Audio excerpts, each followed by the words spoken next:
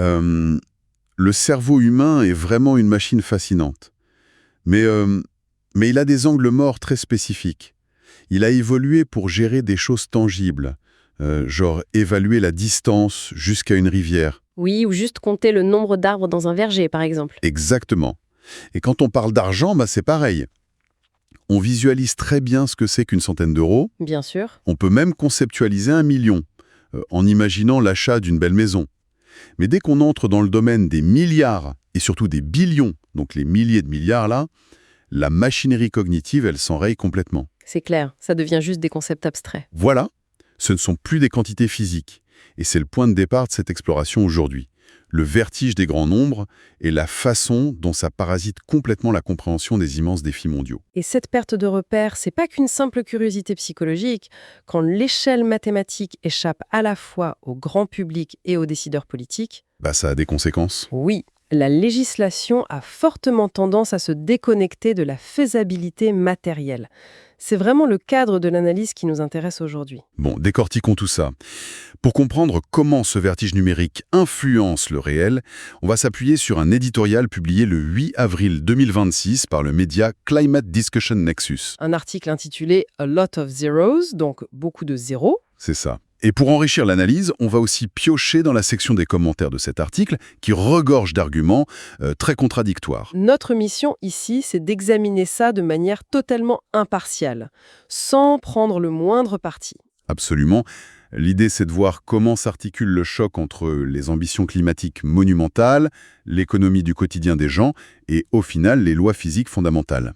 En fait, la prémisse de l'article, c'est que le projet d'atteindre le net zéro souffre justement de cette incapacité à mesurer les échelles. Bah oui, parce que le net zéro, pour rappel à ceux qui nous écoutent, c'est pas juste installer quelques panneaux solaires sur un toit. Non, ça implique de reconfigurer intégralement le métabolisme énergétique de la civilisation moderne en 2 ou 3 décennies. Remplacer chaque moteur à combustion, chaque chaudière au gaz, chaque centrale au charbon, Par une toute nouvelle infrastructure électrique. ce qui nécessite des investissements juste abyssaux. Et là, l'article met d'emblée un chiffre sur la table.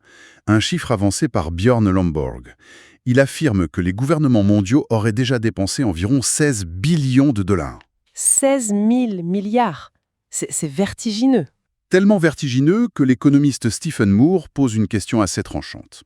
Pourquoi faire ? Ce qui est fascinant ici, c'est comment l'auteur illustre cette perte de rationalité face au zéro avec une anecdote hyper frappante. Ah oui, le commentaire sur les réseaux sociaux. Voilà.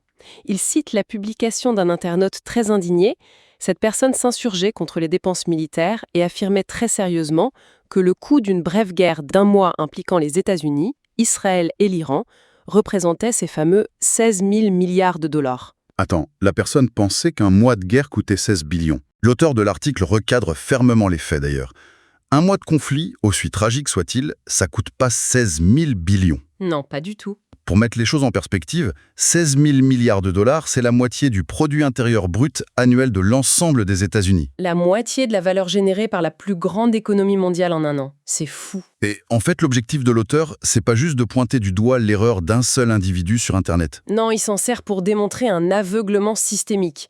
L'argument central, c'est que cette ignorance effarante des ordres de grandeur, on la retrouve au sommet de l'État. C'est-à-dire que les politiques climatiques auraient été conçues par des dirigeants qui n'avaient tout simplement pas calculé l'empreinte matérielle de leurs décisions. C'est ça.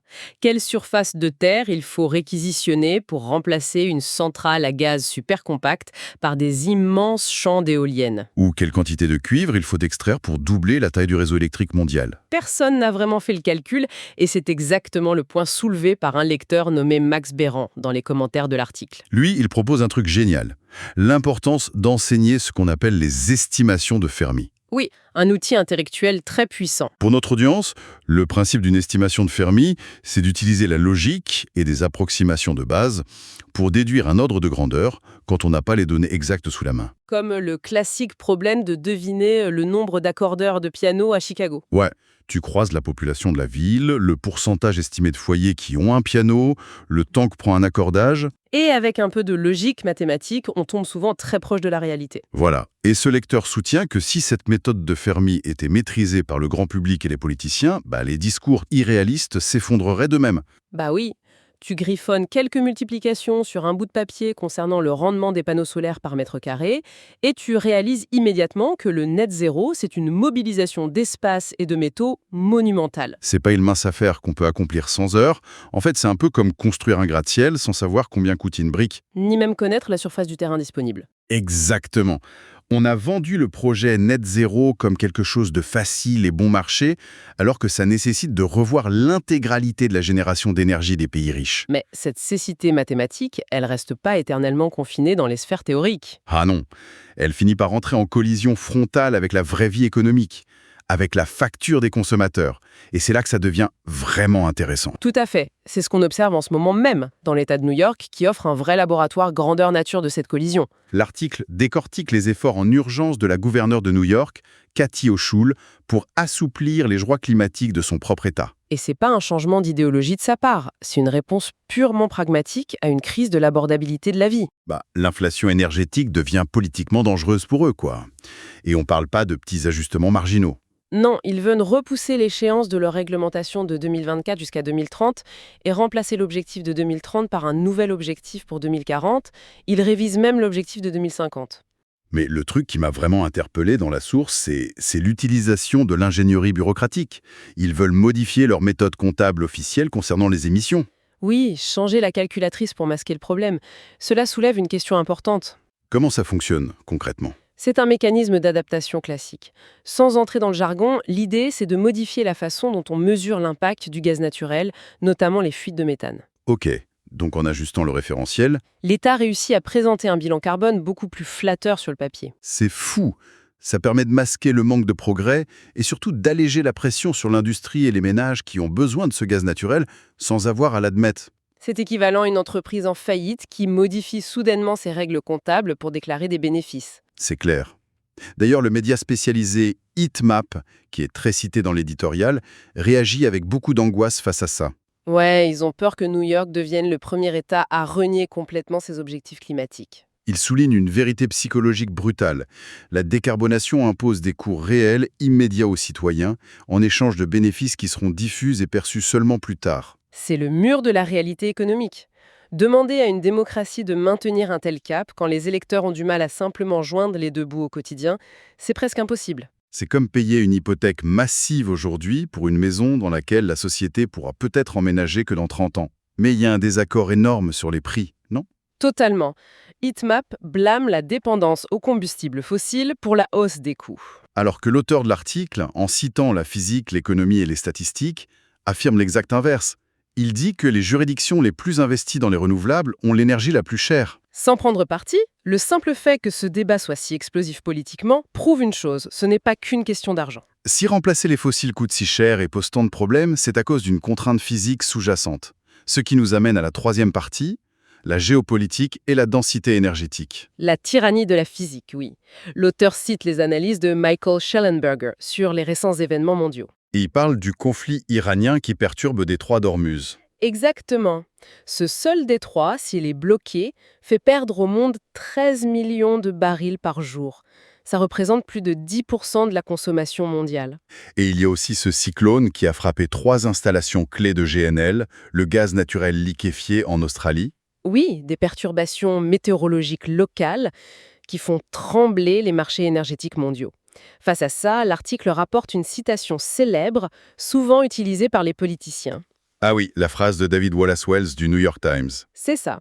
Une phrase reprise par le chef du NPD canadien, d'après un commentateur nommé Joe Damsgaard. La citation dit « Personne n'a jamais déclenché une guerre pour des panneaux solaires ». L'argument moral classique.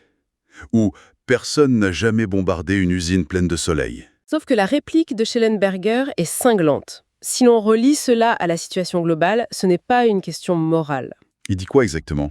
Il rétorque que personne ne fait la guerre pour des panneaux solaires, pour la même raison qu'on ne la fait pas pour des bougies. Bam. Ils ne peuvent tout simplement pas alimenter les économies, les civilisations ou les guerres modernes. C'est purement une question de physique fondamentale. Et là, l'article donne l'argument central, la densité énergétique. Et les chiffres sont, choquants. Très choquant. Prenons un gallon de carburant d'aviation, donc du kérosène. Ça contient 34 kWh d'énergie et ça pèse environ 6 livres. 6 livres, donc un peu moins de 3 kilos. Voilà. Et si on veut stocker exactement la même énergie avec une batterie lithium-ion, elle pèse 250 livres. Réel. Et c'est ce qui explique pourquoi chaque armée, chaque porte-container qui traverse le Pacifique au fioul lourd, Chaque moissonneuse-batteuse dans l'Iowa au diesel. et chaque Boeing 747 atterrissant à Heathrow au kérosène, ils fonctionnent tous aux hydrocarbures liquides. On ne fait pas voler un avion avec des batteries de 110 kilos qui remplacent 3 kilos de carburant. Les ailes céderaient. Alors, qu'est-ce que tout cela signifie pour notre analyse? Les commentaires de la source ajoutent de bonnes nuances pour conclure. Richard Green, par exemple, conteste les fameux 16 trillions du début. Il penche plutôt pour 9 ou 10 billions. Ce qui reste une somme vertigineuse. Et il y a aussi la remarque d'Alfred Hall, qui rappelle que même les véhicules électriques, les IV, finissent souvent par être rechargés sur des réseaux qui brûlent des combustibles fossiles. L'illusion de la prise électrique, quoi. Exactement. Si on résume ce grand voyage Vortex, on a commencé avec des chiffres étourdissants et mal compris, ces fameux trillions. On a observé comment ces chiffres se heurtent au mur de la réalité politique, avec la gouverneure de New York qui manipule la comptabilité des gaz à effet de serre parce que les factures d'énergie explosent. Pour finalement atterrir sur les lois implacables de la physique et de la densité énergétique, ce fameux ratio de 6 livres contre 250 livres. Qui est pertinent pour quiconque s'intéresse à l'actualité ou paie simplement une facture d'électricité. Parce que chaque débat politique, chaque taxe ou subvention, c'est en fait l'expression de cette lutte constante entre des ambitions écologiques monumentales et les limites matérielles de notre univers.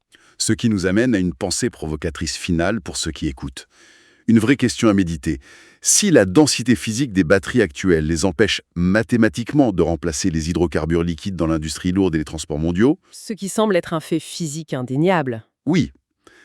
Les prochains milliers de milliards de dollars issus de nos impôts devraient-ils vraiment être dépensés pour déployer massivement la technologie renouvelable existante qui a déjà atteint ses limites physiques? Ou bien, Ou bien, ces milliards devraient-ils être exclusivement consacrés à la découverte, à la recherche pure d'une toute nouvelle forme de stockage d'énergie fondamentalement plus dense? La question reste ouverte.